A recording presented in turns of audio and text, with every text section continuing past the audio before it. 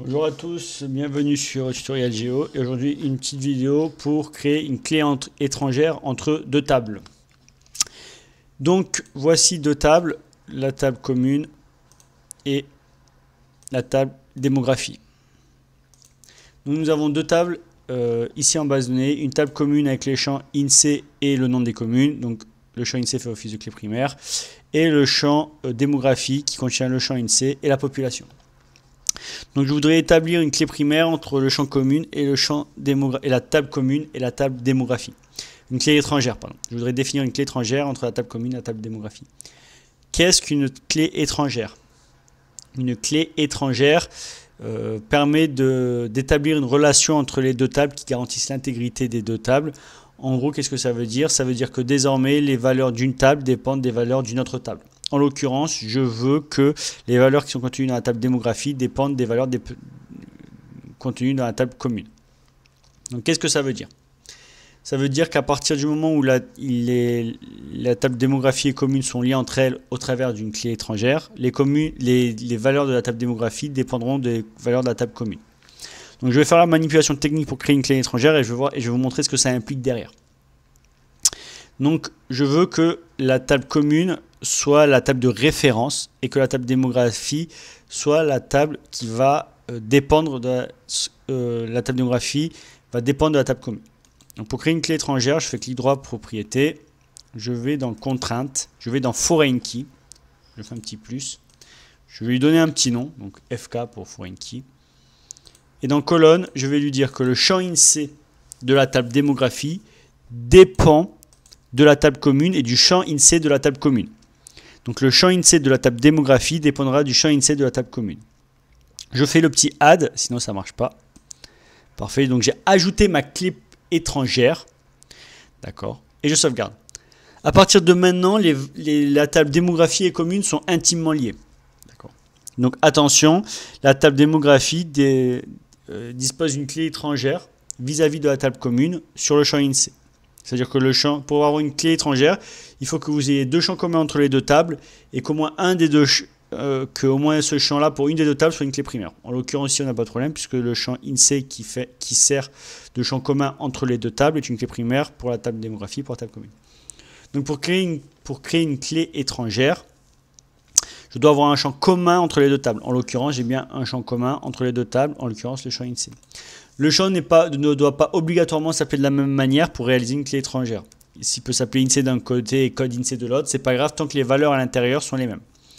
Pour créer une clé étrangère, il faut pour qu'au moins une des deux tables, ce champ de jointure soit une clé primaire aussi.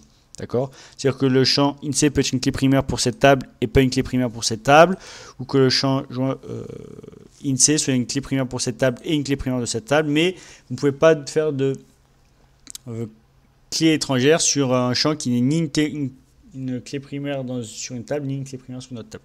Il faut obligatoirement que le champ de jointure entre les deux tables soit au moins une clé primaire pour au moins une des deux tables. Ça, c'est le premier prérequis indispensable.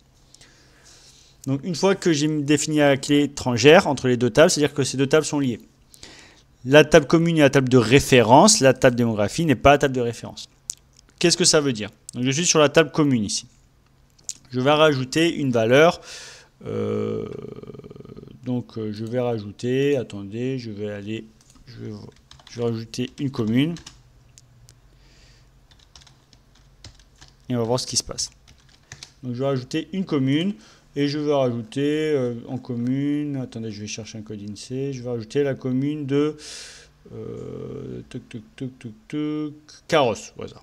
Carros. Donc je suis dans la table commune, je suis bien dans la table commune ici, la table commune. Et je vais rajouter une nouvelle ligne, en l'occurrence la commune de Carros. Donc commune de Carros, code INSEE 06033, nom Carros. Parfait. Très bien. Je fais OK et je sauvegarde. Je viens d'ajouter une nouvelle commune dans ma table, la commune de Carros.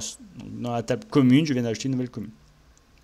Maintenant, je vais dans la table démographie et je veux rajouter une autre commune. Je veux rajouter Mandelieu.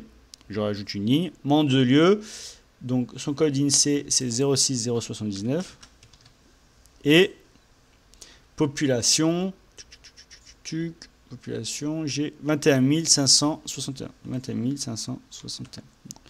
Donc attention, il y a une clé étrangère entre la table démographie, qui est ici, et la table commune. Clé étrangère qui est basée sur le champ INSEE. Donc là, je vais créer une commune dans démographie qui n'existe pas dans la table commune. D'accord ? Si je veux sauvegarder, regardez bien, il va me dire, tu ne peux pas sauvegarder la valeur 06079, la valeur 0679 dans le champ INSEE, car cette valeur-là n'existe pas dans la table commune. D'accord ? Et donc ça viole les contraintes de la clé étrangère.